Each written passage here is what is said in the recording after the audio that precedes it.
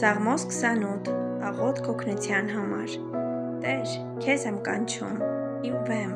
լուռ մի մնա իմ հանդեպ։ Չլինի թե դու ինձ համար լուռ մնաս և ես նմանվեմ գերեզման իջնողներին։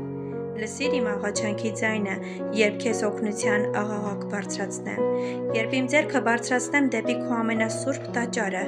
Մի կորցրու ինձ ամբարիշտների հետ և անօրենություն գործողների հետ, որ խաղաղության մասին են խոսում իրենց ընկերների հետ, բայց չարություն կա նրանց սրտերում։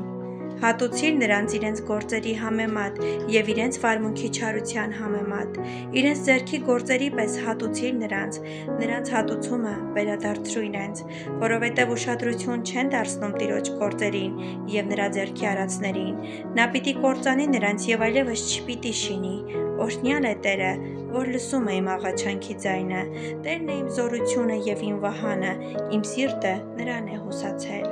Եվ նա օգնեց ինձ, իմ սիրտը ցնցում է և ես փառաբանում եմ նրան, իմ օրհներգությամբ։ Տերն իր ժողովրդի զորությունն է, նա է փրկության զորավոր ամրոցն իր օձյալի համար։ Փրկիր քո ժողովրդին և օրհնիր քո ժառանգությունը, արածեցրու նրանց և բարձրացրու նրանց մինչև հավիտյան։